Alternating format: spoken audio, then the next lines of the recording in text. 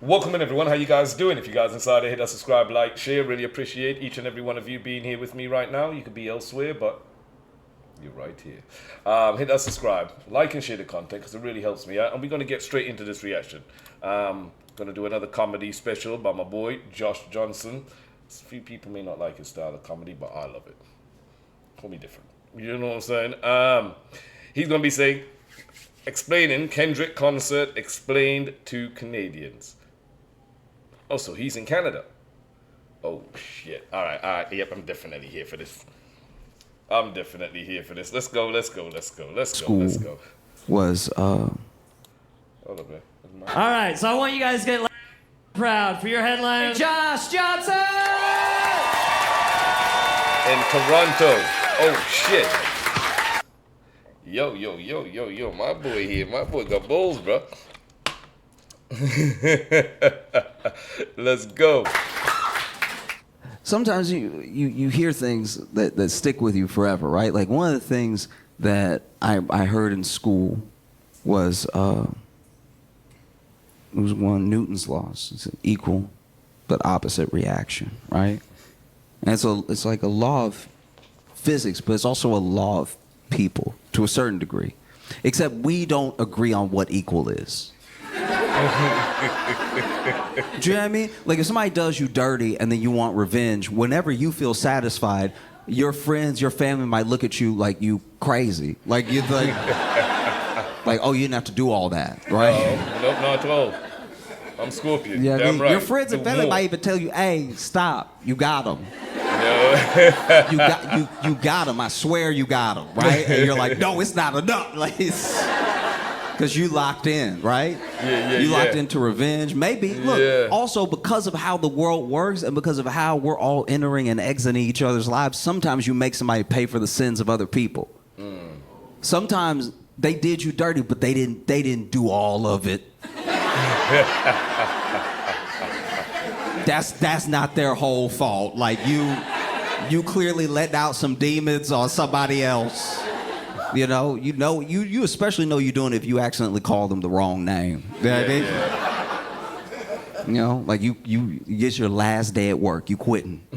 You quitting this job and they ain't done you dirty too many times and you're sick of it, right? And then at the last second when you cursing your boss. You know this. I'm already out. You've already handed me my motherfucking papers. Don't know what you call them in the States over here. You get your P45, which means you're leaving. Ain't no coming back, you know. Yeah. By the time you've gotten that and you're not really worried about a reference, you know, recommendation letter, then you cuss them out. But if you're looking for them to give a reference for your next job, you might think very carefully about cussing out whoever you might have it out for. Out, and you telling him where he can shove it, and you can tell him how he treated you and how he no longer has any power over you, and you can tell him to go right to hell, and then you accidentally say, Dad.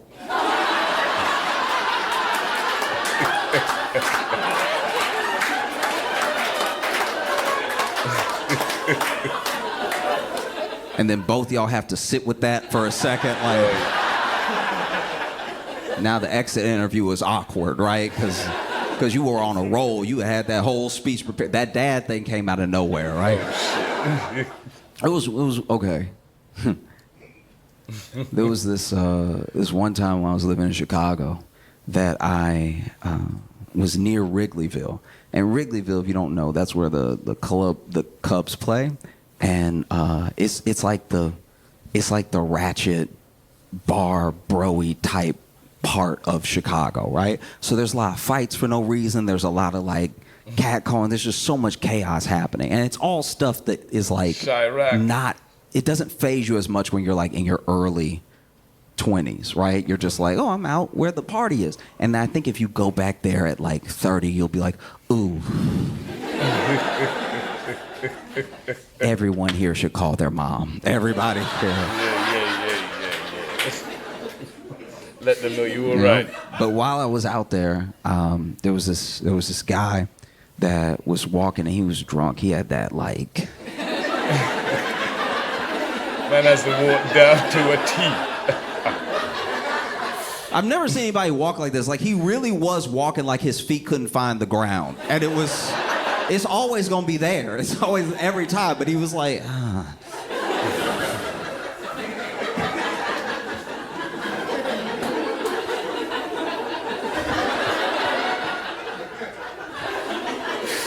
And I couldn't believe he wasn't falling. He was staying upright and everything. And this guy was passing. And this guy was passing with his girlfriend. And the drunk guy, as they pass him, he clocks the girlfriend. And he just casually, like, spins on a heel and slaps her ass, right?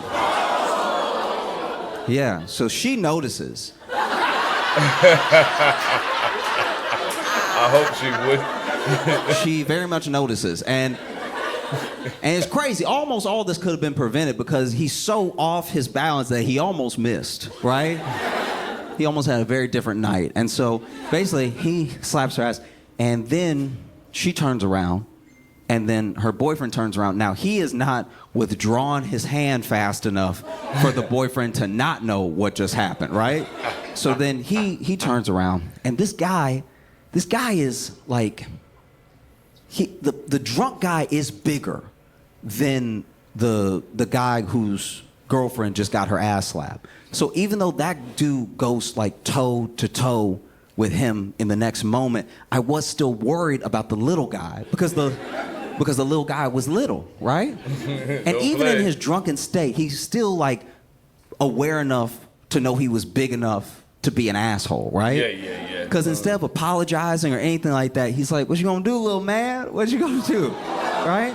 And he didn't say it like that. He was like, "What's he gonna do, little man? What you gonna do, little man? What you gonna do, little man? Huh? Ain't nobody. What you gonna do, little man?" And Yeah, you find out. little dude wasn't little for long. Because he popped that dude square in the mouth. Yeah. And then big dude finally found the ground, right? Yeah. And I had never seen this before in real life, but little dude didn't just fight him. He started doing actual wrestling moves on the street, right? Yo, judo. This man, girlfriend Aikido, been something. stepped out of the way, and this man goes, Oh shit.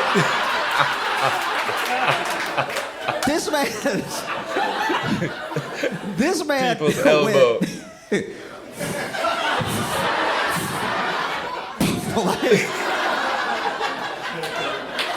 This dude was going off, right? And it got to the point where even as a bystander, I was like, I think you got him. I think you got him. Because the big dude is not getting up at a certain point. He tried to get up the first time, and him trying to get up was hilarious because, okay, so let me see if I can do it. So he over here like this, right? So he on the ground. And then he tries to like, because he's so drunk, he doesn't know he on the ground, so he tries to walk up.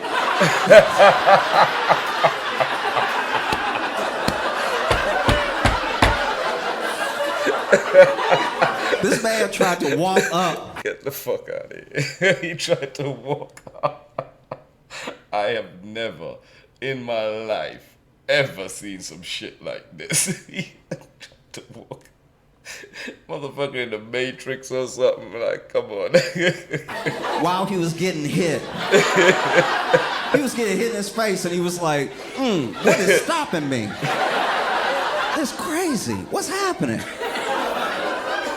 No. And then You're fucked, bro. he really tries to like walk up and then he finds the ground with his hand and then he goes, "You gonna stop hitting me in my damn face?" And then when he said that, the dude uppercut him and he went flat back down, right?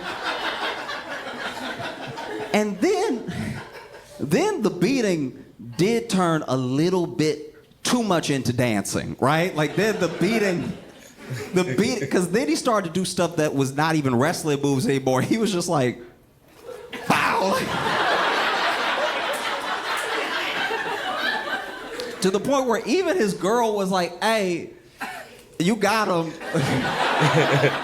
But you could tell, you could see it on his face that something deeper was bothering him than just this moment, right? Because if you're not, and I'm speaking on the behalf of men who are not big, right? If you are not a big man, you've probably been punked a couple times in your life, right? Or at least someone tried to punk you because they didn't know they shouldn't try you, right? And so then that stuff starts to well up, and then out of nowhere you finally have a righteous opportunity to exercise all of that anger, so then you let loose. And when you don't stop, people are like, damn. Damn. And I said that because that's the best way I can illustrate what happened between Kendrick and Drake.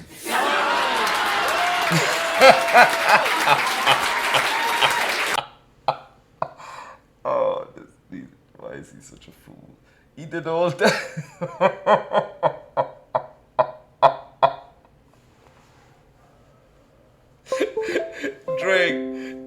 Drake, oh my God, Drake walking, yeah. Drake walking and you trying to tell me that what? You know what I'm saying? Like, come on now, real talking, like. He didn't realize he was down. Let's go, man, let's go.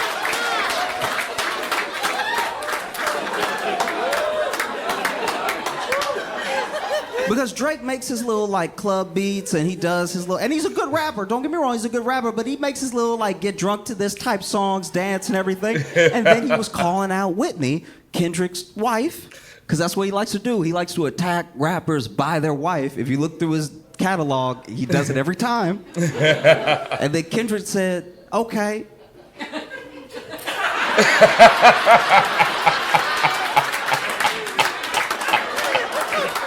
I promise you, nothing but sweet chin music. I'm ready. Yo, sweet chin music. Because I think in order to understand, I really don't think people get it. In order to understand how important and powerful that pop-out concert was, you have to understand Nipsey Hussle. Okay? Nipsey Hussle was a rapper that a lot of people, at least as many people as I think should know, don't know. But what is one of the most important things about Nipsey Hussle, and what he would probably want you to know about him and remember about him, besides the fact that he was a phenomenal artist, is that he spent his time, his money, his attention, and all of his intention in improving the lives of the people that grew up around him, improving his community. Okay? This dude... Real talk, rest in peace. This dude would pay for shoes for kids in elementary school that didn't have them. He would get repaved basketball courts that were in disarray, right? He would pay and help raise funds for funerals of victims and their families of gun violence, right? And this is all in his neighborhood. So the same way that people come up, he tried to bring everybody with him. That was his mission. He made it his mission because, yes, he was a great artist and he was getting on and everything, but you just getting out is not enough, right? Sometimes people make it out and then people don't, how do I put this? It's not enough if you just make it out. You want to bring people with you. Imagine you're in a burning building and so is your whole family. What credit is it to you? What does it really say about you if just you make it out? It means you ran out.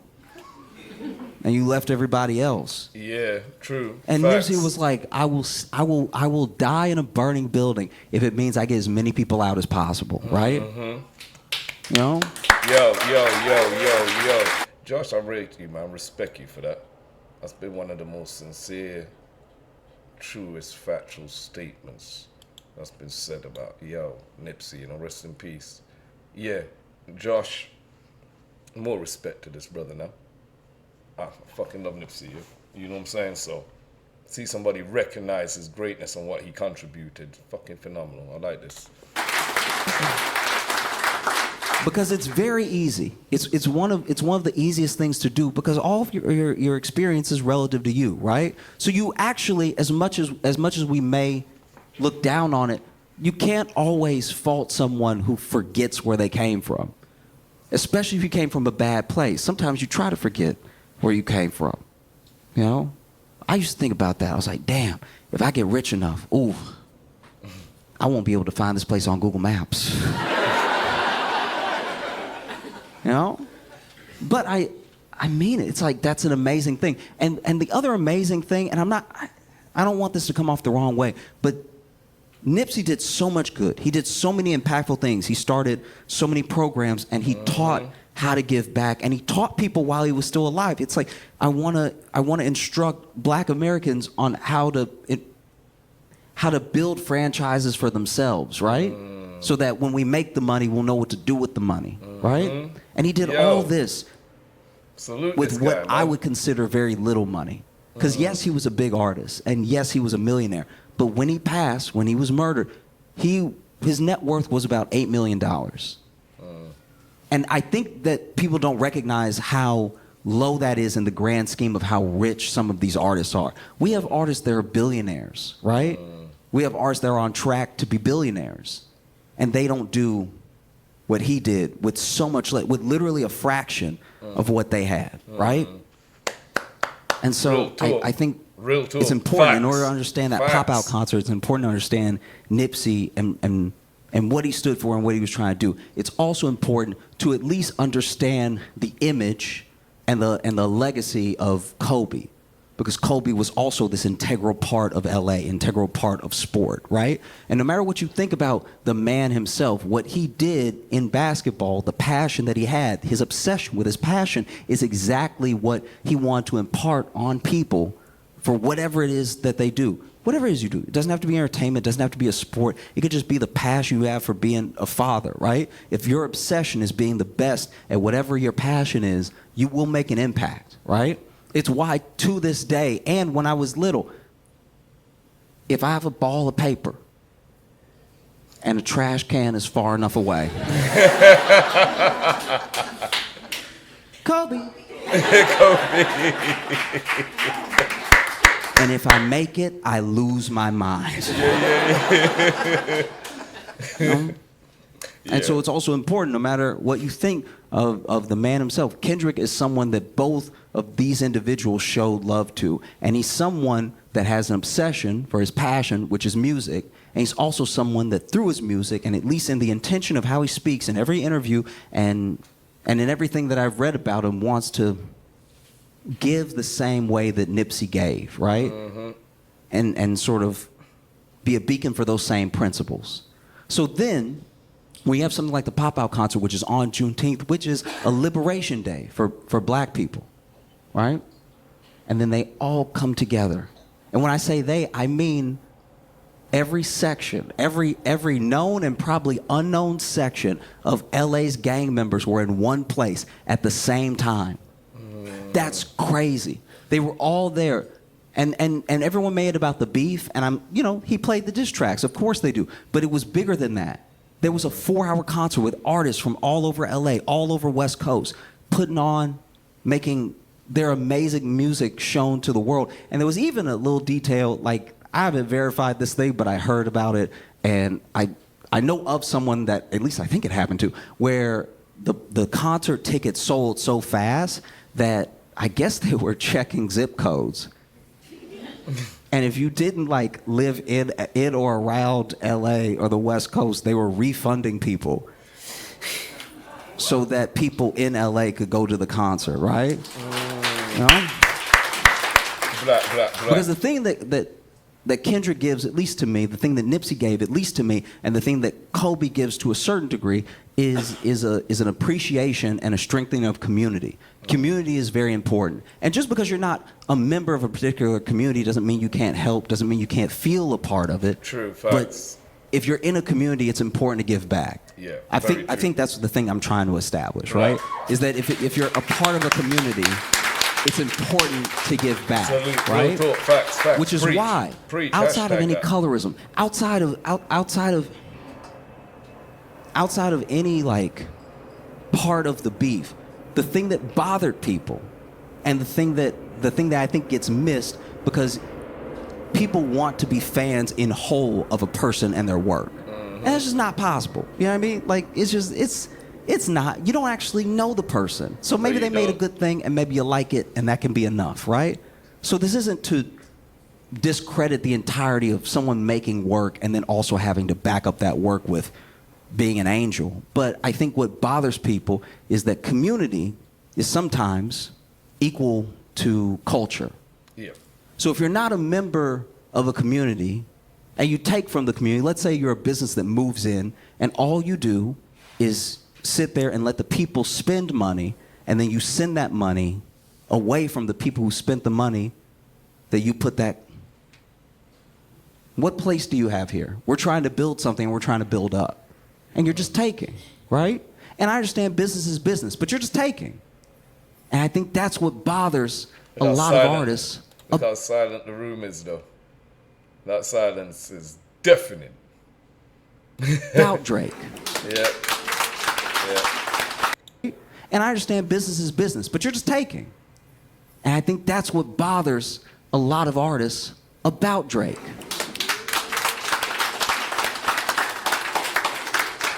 It's not that he's light skinned, whatever. It's literally, I promise you, it's the fact that you're not actually trying to be or in the community, but you take, and what do you give? Nothing. Nothing. You're a billionaire unto yourself. Who else did you get out the house? Preach. Because Nipsey. Preach. Oh Nipsey, my days, brap, something like that. Preach. He's in Toronto.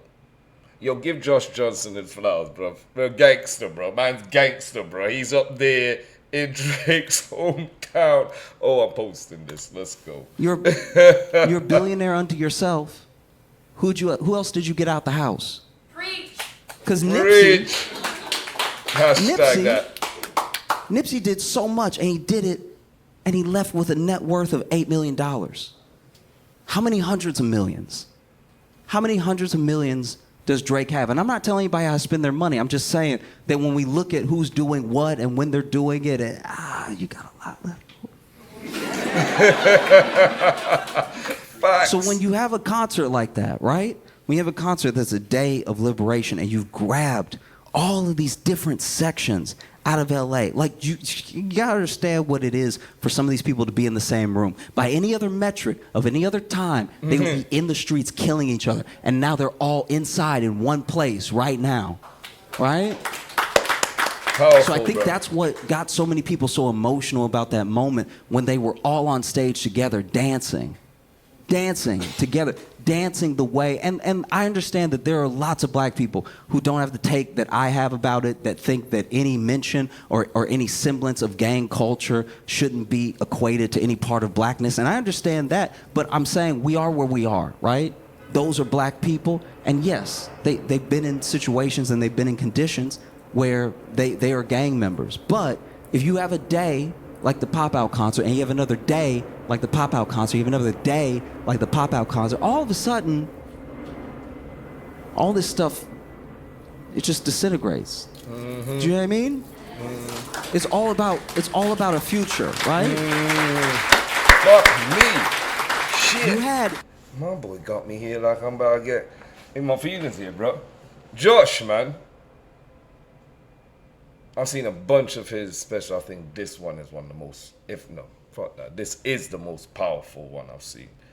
Yeah, they need to break this up and get some of this out, because he's being truly unbiased and what he's speaking is facts here, man. You had more gang members than any of... We do not know how many gang members were on that stage. But they were all dancing together. And sure, it was to call Drake a pedophile. I understand that. You have to get that in. but they had to dance to something, right? And so...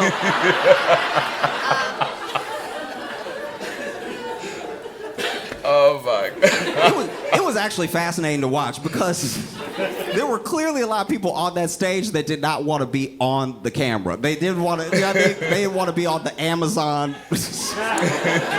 Because even if I think one of the reasons people are having trouble finding the words to describe what an impactful and beautiful moment it was is because to tell the whole of it, is not only hard to do, it does feel a little like snitching. You know what I mean? Like if you're like he was there and he was there and he was there. Now all of a sudden the LAPD is like, tell me more.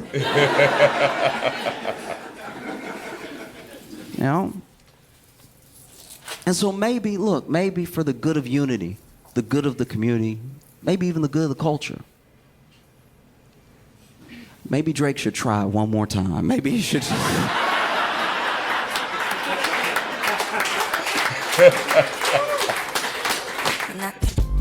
Oh, nah, fam. Yeah, this is powerful. Much needed. I hope they get this out. You know what I mean? Because he was speaking facts here. This is what we need. Man, thank you for tuning in. Check out my comedy playlist, guys. I put a link for the video plus my playlist in the description. And you all have a great day. Take care. Stay blessed.